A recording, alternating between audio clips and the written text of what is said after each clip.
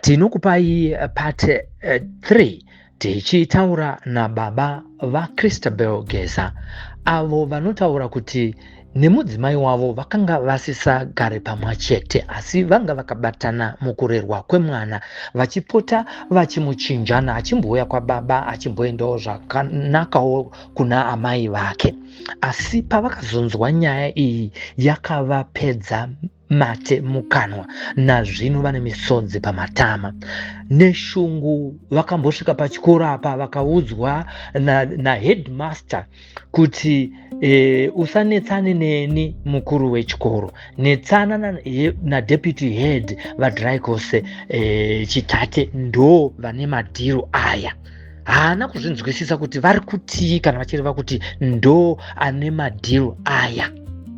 Izvozvo zvakamushungurudza akapunzira nekurovera pasi vanhu staff yepachikoro chepaBelgone atsamwa anoti ndakaregera neune kuti ndivarove nezvibhakera nekuda kwokuti ndaiziva neshungu dzandinadzo ndaigona kuvauraya nekuti vari kuziva zvakaitika kumwana wangu uye umbowo huripo nekuti mhepo yakabuda pashamwari best friend yaCHRISTABEL yakataura zvese zvakaitika iri pashamwari apa zvichinzi akatotangawo ari manheru apfeka mudhu yekuratidza kuti munhu uyu agarwa pari zvinezvi. Naizvozvo mangwana acho makuseni vakazodaidzwa kuti yaimuona izwi remwana wenyu riri kutaura pamwana wedu. Vakasvika ikoko zvikanzi baba mauya makandiregerera makandiviga ndisina mapatsa angu. Izvozvo zviri kundipisa shungu ndine hasha. Regai tinzwe baba vachitaura shungu dziri pamwoyo pavo uye nezvakaitika kubva pavakatambira chiziviso chekuti mwana wenyu haazi kuonekwa kubva paBelgone primary. Chitiko chakaitika ichiva chakatosvika pakondradza. Kana ipapaka ndoti kana ndakagara soka tobva ndangopera simba chinhu chauti yai chitiko chochi. Vanhu vanoti mashura anotanga mberi. Ichokwadi. Zvakamboitika here tisati tasvika pazuva rekuti CHRISTABEL asiri pakati pedu. Ndofunga pane pane pakazombondiudza nditi sinzi baba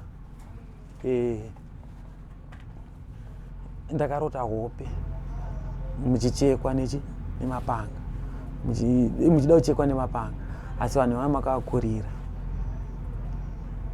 saka ndatombota chiti ndanonoka ndifunga danda kaenda pamuprofita mwana wangu aita sei aigona kurara. Nyaya yakasvika mapast 7 mama wake ndo akandifonera achinzi mwana asvikawo ikoko here. Ndinoti haana bhira tombosvika zvinzi angotanga kurwara kuchikoro saka aririsiwa kumapast 10 saka kunoko haana kusvika. Saka ndopandabva ndaenda unobvunza mashamwari ake mafriends ake chiti hamuna mbonawo CHRISTABEL. Vaingotaura CHRISTABEL pabreak ndo paririswa achinzi aende kumba asi adzika nerodi hatina asi kuziva kuti kubva ipapo hatina bvira tamboonana naye.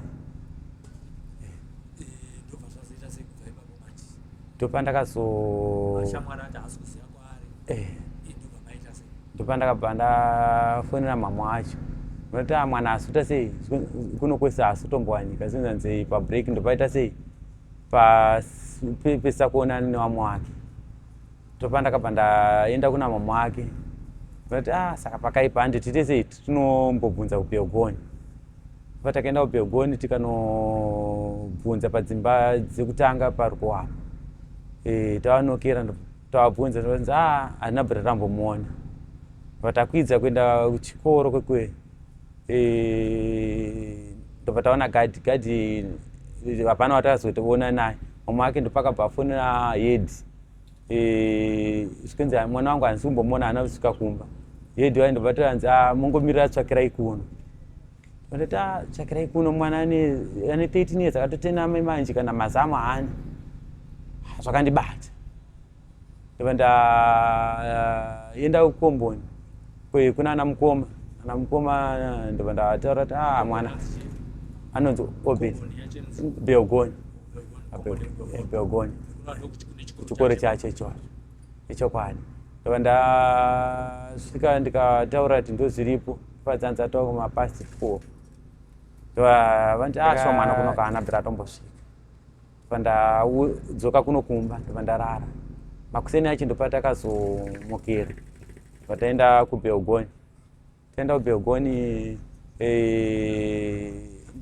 ndopanda ndakabva ndafonera namudhara ndichiti ticha ndiye first suspect ticha wake anonzi Chari saka vati saka nhauika ndiari kuziva kune mwana wangu ndichitsanangura vanhu ndichiti iye akamupa mari akaenda kuchipatara ndobva tozoti tichienda kumba saka mwana uyu achiti handisi kukwanisa kuenda kumba madima nditsvagirawo mumwe munhu ondiperekedza kumba saka ndiari kuziva kune mwana wangu noti pane kamuzukuru kangu kamwe kakabva katora achiti hanzi mainini hamusi kukwanisa mukurwara nei dama renyu rakazvimba vanzi ndikurwara nezinhu ndatobva kuchipatara saka handisi kukwanisa kuenda kumba vanzi ko sei wako ati kudii zvanzi ndiende ndega vati enda unotora nasei wangu wakumbire ndikuperekedze ndofunga mwana akabva enda kuna sei wekamuzukuru kangu sei wake wemuzukuru ndobva tazinanzi enda unoona ticha wako awezondikumbira ndega ndofunga mwana ndopakabva auya zotaura sei wake wawa Chari wayo ndobva vati iwe ndatibuda muno chienda kumba mwana uyu ndobva buda akuenda ndofunga deputy uyanzi akabva asangana naye akubuda futi kamuzukuru kanga karipo apo zvinzanzi akabva avhumbura nzi uchiri kuitei panapo ndati chienda kumba saka mwana ndopakabva abuda ndovatanga kuuya kunoku ndopakabva ashayikira mwana ipapo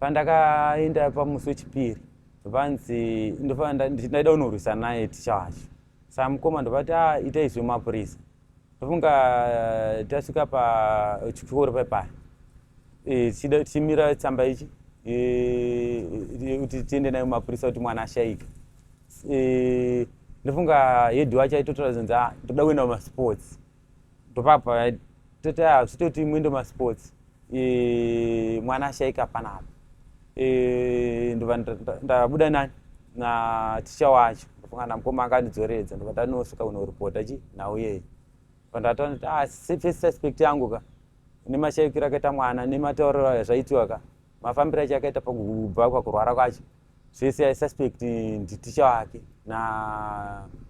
nadeputy anonzi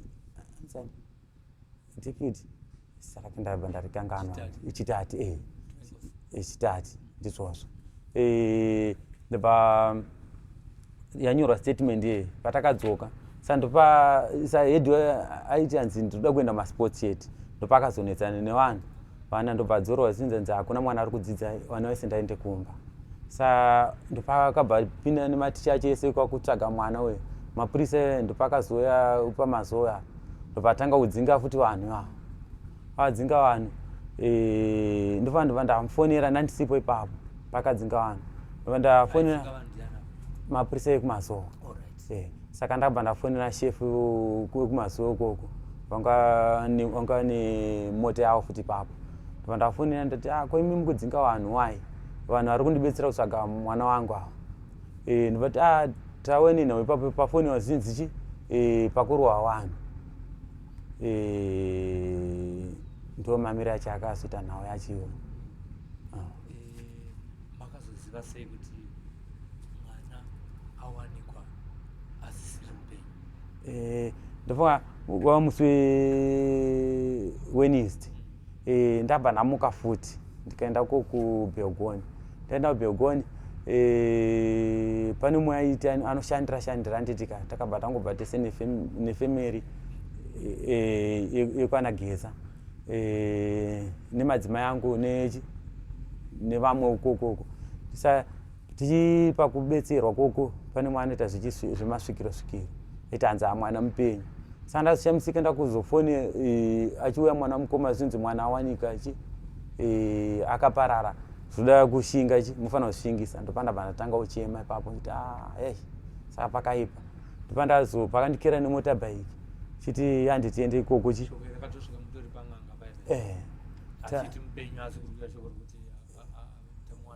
akafa ichokwadi ndakatozoona kuti nganga chainyepa noti yaitombotosinanzi imhepo yasimuka mudzidza nda kuti ipedza dambudziko yochi mukati medzidza menyu ndobva tongoti paimwe dhagara mwari angatipadziya hanzi mufana unogeza andabva ndatoirasira futi vavo ndoti tonganga dzokunyepa idzi rauya papa ndobva ndatakura nemota bike ndobva ndasvika pachikoro zvakandirambira kuti ndidarikeyo pachikoro papa takabva tichimira mwana mukoma ane simba tichimira usati ndida kutombotanda mbosvika pachikoro handitanga kusvika kwaitikira chinhu chiitiko ichocho sezvo hedhi akataura zinhanzi mira itsvakirai kuno ndovada kunoona iye nadeputy wavo saka pandakasvika pachikoro papa ndopa ndakasvika vanhu pamboedza kundibata akandikonewa ndibata ndobva ndasvika kupinda muofisi kutanga kunetsana nahedhi waya ndobva ndabata hedhi ndowanga ati mira itsvakirai kuno ndichiti ndobata inhanzi pane chandikuziva nenhoo yemwana handisiri ini mufuti munhu wamuri kutsvaga wamuri kutsvaga ndichitate ndovane madhiri ayo sai ndobva ndabatwa pepai ndichida kuarwisa ndobva ndambobata ndobva ndabuda pepai akabuda achitiza ndofa ndabatwa nevanhu ndobva ndakurira vanhu vai ndobva ndabuda tanga kwadzingira pepai ndopa ndasvika ndichimusumudza ndobva ndamurowera pasi ndobva ndamusumudza kumurowera pasi ndazoona kuti ndikamurova chibhagera ndomukwadza mudhara ndopa ndakabva ndakurova mahwindo ndopa ndazokwara ipapo pandaita sei ndabatwa nevanhu futi papo pakazosvika masapoti abva kujumbo ndofa ndakaudza ndati musatombondibata panapa wandikutsvaga ndideputy noti panapa anogona kutomusachi togona kutomukwadza zvimwe zvisingatomboita noti auraya mwana wangu anogona kutofurizawo futi oita nemarwadziro andiita kana ini kana futi handitombochipo timogona kundopfuura noti kana ndikamuona munhu ndofa ndopapa ndidzoredza ndobva tazosvika kwanga warasirwa mwana wewe panangoona mwana uyu ndaisingakwanisi kana kumutarisa ndobva ndatanga kuchema kuti mwana uyu mwana uyu ndakamuchengeta ndakasiyana namama wake zve6 years mwana ari mudiki svika grade 7 ubva ngotsakatika mwana uyu zvakabva zvandibata nechokwana makamuona kana kuti vakamuona vachinatsotarisisa kana kuti ripoti yemapurisa inoti akawanikwa akakwana here pamwiri wake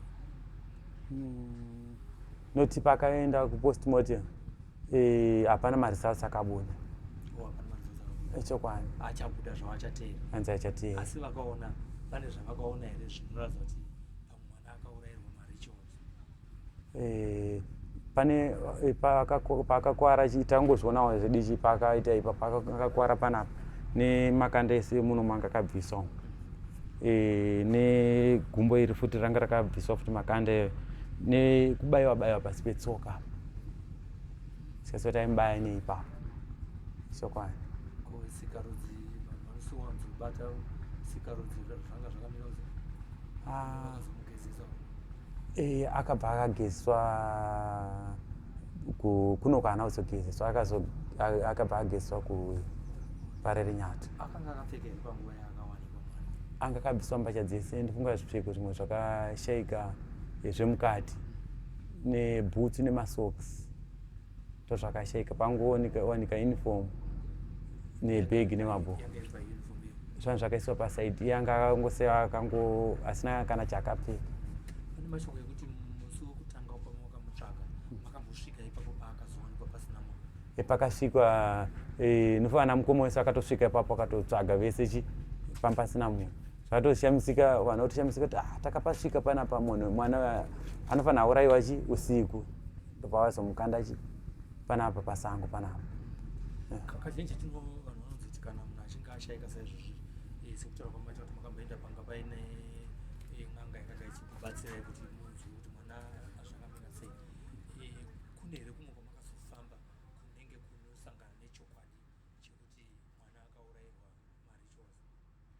Chokwadi chakazobuda ndofunga taita sei tamuviga pane mhepo yemufi yakanomukira pashamwari yake. Saka ndofa takamuviga kunge nhasi mangwana acho ndopakaita sei pakapamukira pashamwari yacho mhepo iyoyo.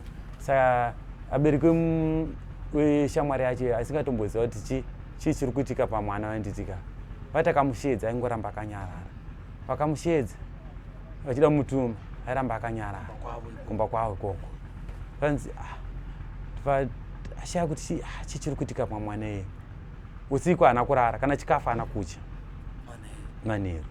Vataudza nzi inini handisi inoku, ndini CHRISTABEL, ndakaurayiwa zvisina tsarukano, ndoda mapatsi angu, ndakavigwa zvinhu zvangu zvakashota. Saka ndakabvisiwa mwoyo, ndikabvisiwa matumbu, ndikabvisiwa zvipfeko zvangu hazvikwanika, nebhutsu dzangu zvese neropa rangu rakatora. Ndiri kuzvida. Saka ini ndakatoshamisika mangwana achinda kufonerwa zvikanzi wai kunoko pane mwana aita sei apoterwa nemufi. Zvichinzi mhanya izvozvo ndofanira ngobuda mumba. Vanhu vatoshamisika kuti asi munhu arodza tachane ero, ndangobuda ndichingomhanya pamusuwo apa takutodzika kukomboni kwekwe. Ndichisvika kukomboni ndopandakasvika zvikanzi mauya endai apo na madzimai ari apo mhepo yahakira pane shamwari yacho. Ndopandasvika papaya mhepo ndopatanga uchema. Pandakasvika zvanzi baba ndine hasha, ndakafa sina tsarukano, ndakaviga mandiviga ndisina mapatsi angu baba, ndoda mapatsi angu. Ndichitaura naye mhepo iyi zvikanzi mapatsi angu nezvipfeko zvangu ndozvandiri kuda. But mwanangu ndini baba wako Kristu, ndiri kurwadzikana nokuti ndakakuchengeta, ndasingatarise kuti ndichasangana nezvakadaro. Ndobva ndatanga kubuda musodzi, ndofa madzimai ndobva nditsitsa iyi hana nyika tatu, ndatsitsa hana akatatu, ndobva ndatanga kutaura nemhepo iyo zvikanzi ndobva ndati mwanangu akaurayiwa nani? Zvikanzi ndakaurayiwa naticha wangu nadeputy wakandiuraya. Zvakaitika ndakati ndikurwara, ndobva ndipa mari dhora, ndobva ndaenda kuchipatara, ndobva ndadzoka pandanga ndarapwa, ndobva ndadzoka ndobva nditi chienda kumba. Saka vanditi chienda kumba ndopandakazobuda. Ndabuda paya ndangoti dzikei ndopandakabatirwa pamatombo apo, ndakabayiwa injection, ndobva ndaiswa madrugs mumunhu, ndobva ndarara ipapo. Vakazonditora manheru, ndobva ndaendesa mumba mavo. Vandiendesa mumba mavo vakandichengetera mumba mavo. Saka musi wamakauya, musi iyi ndakaedza kushedzera, hamuna kundinzwa. Ndakachema, hamuna kundinzwa. Ndofa ndopakazouya mapurisa akakudzingai. Hedhi wakauya mumba manandira wakatanga kumwaya mushonga. tati alright but unganotiratidzere pa deputy nemhepo deputy ndokamwaya chi mushonga pamakaita sei vakandiuraya vakatora chi matumbu angu nemwoyo vakatora ropa vakandibvisa makanda ese emuzvigunwe nemakumbo mese vakandibvisa chi makanda yayo saka ndoda mapatsi angu ndibva ndoti ndofa madzimai avo vakabva vanditi vakamboita nenge vamboidzinga mhepo yeye but baba wemufi ene munotsvaga buti nembiya hombiya hombe but saka ndobva ndabva ipapo ndobva ndanobvunza pane vamwe amboya anotengesa mbiya ndati hamuna mbiya dzati kurei dzati nembiya dzidiki ndobva nditi endei ndabvunza kuti buti ndobvati buti ndinayo yehondo ndobva ndapiwa buti kuti ivo vanga nditichi mukatenga buti mufanira kuenda pane ivo vari kurerera chi pamuti wemuhacha imi musaende pamuti chi wemuhacha endai pamuti wemutohwa munokumbirira ipapo muchipurura mashizha kuti mwanangu CHRISTABEL muka ugone kupurura vanhu ava semashizha andokupurura uchimwaya ipapo uchitaura zvese zvaunoda chi zviri kumwoyo kwako pandataura zvese zviri kumwoyo kwangu ndovanzi unofanira kutenderera chi mutiwo katatu pandatenderera chingotenderera nditi mutiwo kumusoro ndobva ndadzika ndichingodzika apo ndobva ndasangana neimwe nyoka imwe kobra yanga yakura haina bvira ambosumudza musoro handobva ndasiyana nazvo ndobva ndadzika saka ndichiti ndauda kutora motorbike ndiite sei ndimhanye unotenga mbiya kujumbu ndopa ndabva ndafonera ndanzi manonoka kasirai mhepo yauya zvine simba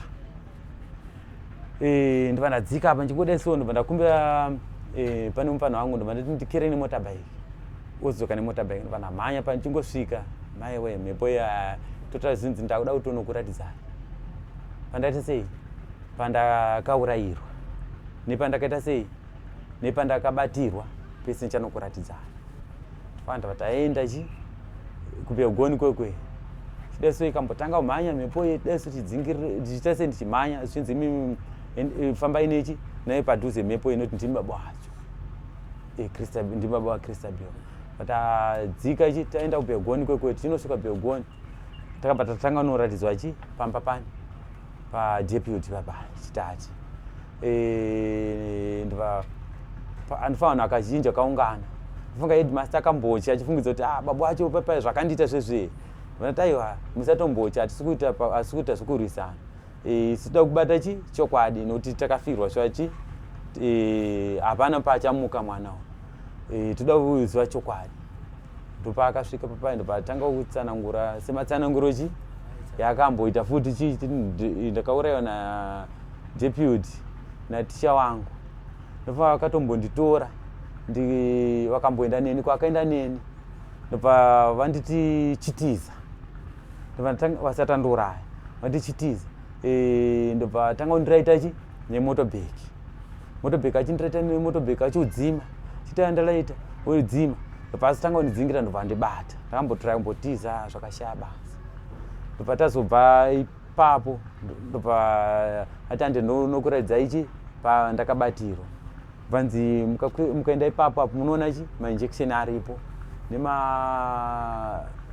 aripo papo ichi nemadrugs ndobva tatoenda ipapo ndobva ti inini handisi kusvika ipapo endai ipapo imi munoona ndobva taenda ipapo cho ndobva tatoona vanhu vazhinji varipo ese vakatoshamisika nazvo toti komabhokisi ari kuwanika panapa madrugs ichichi nemainjection ndofunga ndipatazofonera chi patazotora mutemo ndobva auya ndobva tati achigaridza ipapo ndopatofonera macid ndobva atouya saisi cid yakazouya taakuve tadzoka kuno kukomboni kwaCRESI tadzoka kuno kukomboni kwaCRESI cid paikasvika begoni payakatora mabhokisi nemainjection zvinzi da unoongorora kuti idrug ipi yaita sei yaishandisira kubaya mwana uyu. Ndopatakazoka pakauya ndobva waita sei ndobva taura ndozvizvi zvataita sei zvatasangana nazvo. Saka ndopakazoenda vaita hatoda unomutora kwaari iye CHITATE wacho.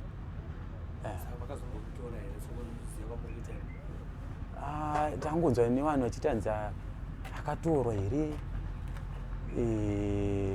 naticha wacho futi akanotorwa futi ticha wacho hamena nzi ndangonzwa hamena kuti chokwadi here zvinzi akastroke here ticha wacho.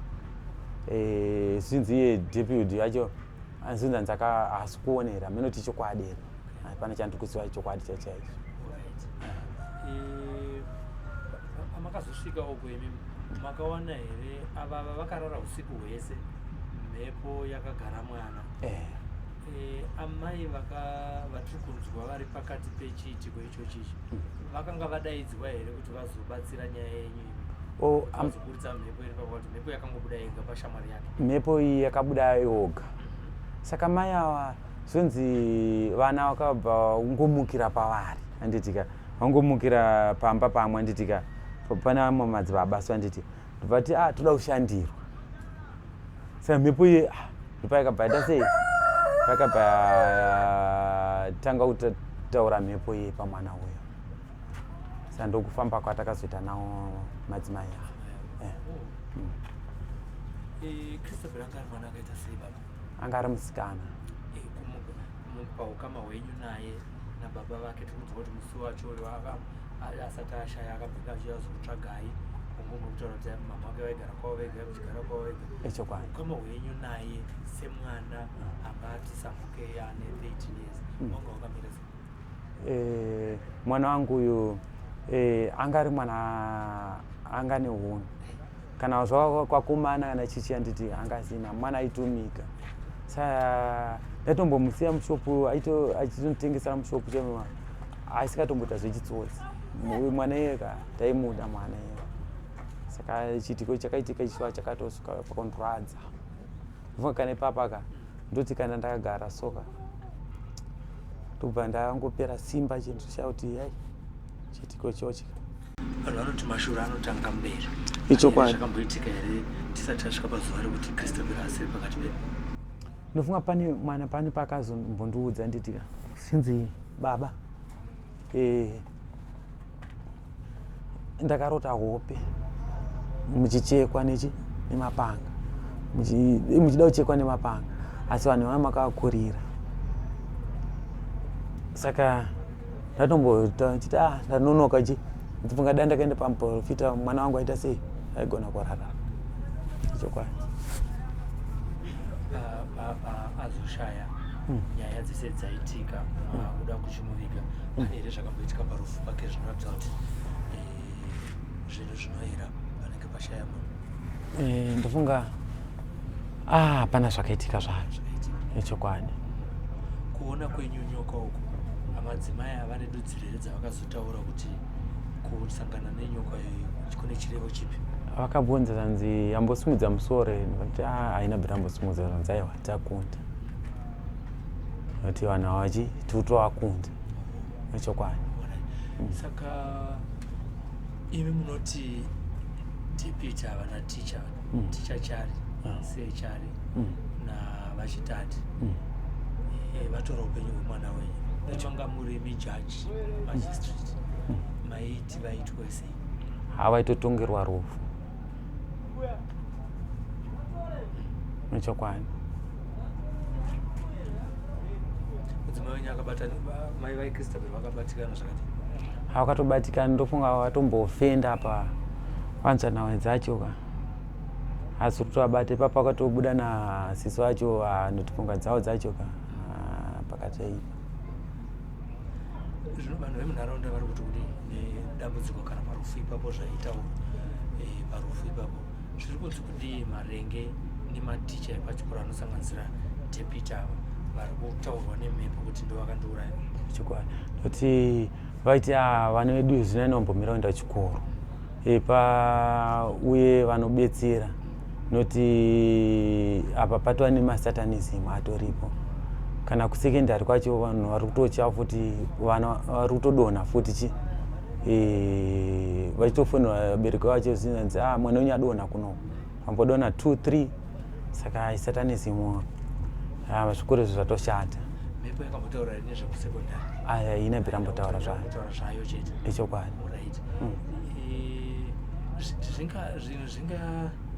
Chii chingaitwa kuti tisasangana nedambudziko rekutorwa vana vasina zvavati vaziva muupenyu?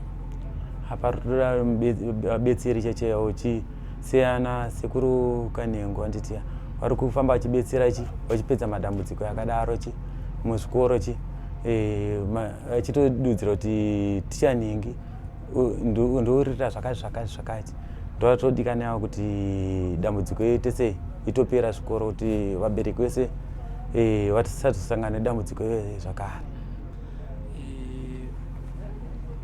Pachikoro apa anenge achitaura kuti tichanhingi, vanhu vane vachingotaurawo here zvavo, kana kuti imhepo dzinenge dzasvika pavana vaya vadonha vaya, kana kuti vanhu vanozofamba vachinzwa kuti mune vanhu vemweya kana vematare vachitaura kuti pachikoro apa pane satanism? Vanhu ndovaringotaurawo zvavo. Ichokwadi. Mashoko enyu ekupedzisira baba Ageza, nekuda kwekushayikirwa nomwana wenyu CHRISTABEL, mune vana vangani? Tine 3. CHRISTABEL ndiangari mukuru? Mudiki number 3. Ichokwadi. Ndiye angatori last born pari zvino zvipavana varipo? Ichokwadi. Mashoko enyu ekupedzisira? Chandaikumbirawo shamwari yeZimbabwe, ndaikumbira kuti chikoro ichi noti zvaitikira kwandira nditika chisazoitikirawo kune mumwe futi, noti chikoro chichada kutoti vanhu vatese vatobetserwa shuwa patouya munhu anoita sei anopedza dambudziko kuti vabereki vese vasatombocha kuti mwana wangu akaenda chikoro anogona kusangana nedambudziko iyoyo. Ichokwadi. Imimi deputy mamuchinatsomuziva here? Ndakudzokera kumashure ndichakunetsai. Mamuchinatsomuziva here chiso chake? Chiso chake ndaisingatomboziva. Makambodzwa here runyero rwekuti ane ukama naanimals zvitsva akauraya vanhu 25? Ichokwadi, ndakazinzwa noti nekusungwa kwaakamboitwa nditika zvikunzi akasungwa nekula box yanga ine ropa, zvikunzi yakanotestwa nemadhokota zvikanzi ropa ndire vanhu, saka yatestwa kudaro zvikunzi pane mumwe dhokota akazonotesta futi ukanzi ndiye mhuka, ndofa anogona anga abuditsirwa mari. Ichokwadi. Ndizvarini zvokusungwa kwaDeputy Head? Last year. Asungirwawo?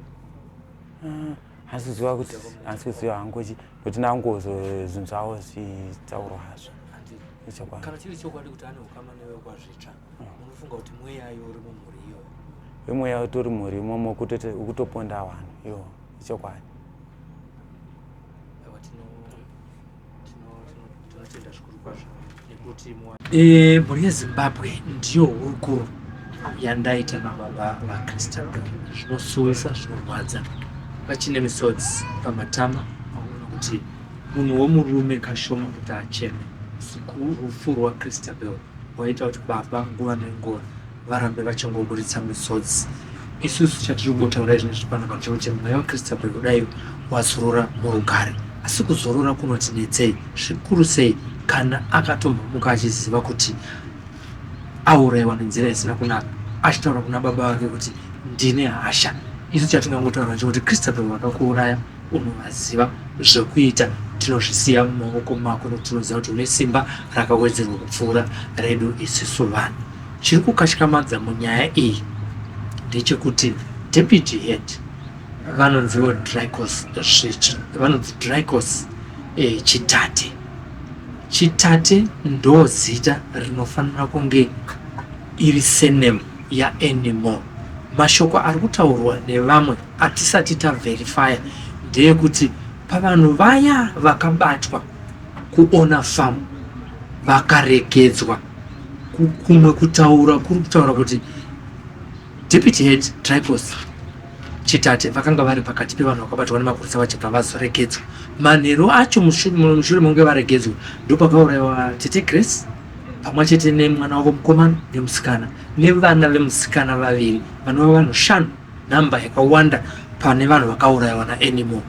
Mashoko akabuda ipapo pataiita mainterviews ndeyekuti pavana 5 vakasara vakarara mune imwe room vakataura kuti vanhu vauraya ambuya vanga vari vatatu.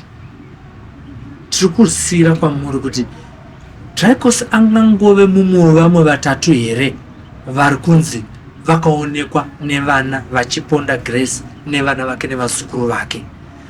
Ndiye here akanga ari pakati pevanhu vakasungwa vakaregedzwa.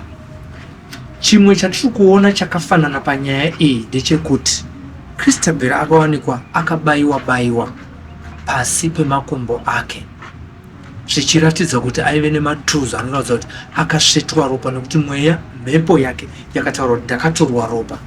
Vanhu vese vaiurayiwa naanimal akanga achiti kana vazowanikwa nevapenyu vaiwanikwa vaine matuzo pamuviri wavo anoratidza kuti vainge vapinzwa sirinji vachidhonzwa zvekare ropa. Zvakaitika izvi